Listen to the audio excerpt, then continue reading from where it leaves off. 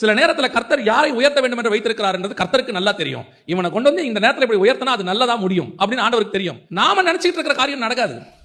நாம நினைச்சிட்டு இருக்கிற காரியம் நடக்கணும்னு நினைக்க கூடாது. நாம ஆண்டவருக்கு பிளான் கொடுக்க வேண்டியதில்லை. அவர்கிட்ட ஏற்கனவே ப்ளூ பிரிண்ட் இருக்கு. Already everything is pre planned. இன்னைக்கு இதுதான் இங்க பிரச்சனை.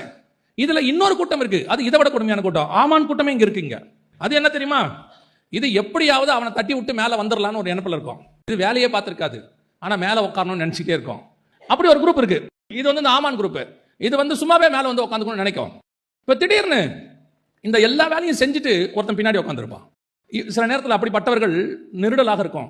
என்ன நமக்கு ஒண்ணுமே இல்லையே, ஒரு உயர்வு இல்லையே, ஒண்ணுமே செய்யலையே, யாருமே கண்டுக்க மாட்டாங்களே. நான் சொல்றேன், யாருமே உங்களை கண்டுக்கவே வேண்டாம். உங்களை பரலோகம் பார்த்துக்கொண்டே இருக்கிறது. பரலோகம் ரிஜிஸ்டர் பண்ணிக்கிட்டே இருக்கு. நீங்க செய்யற ஒவ்வொரு காரியமும் அவருடைய ஜீவ புஸ்தகத்தில் எழுதப்பட்டு கொண்டே இருக்கு, ஞாபக புஸ்தகத்தில் இருக்கு.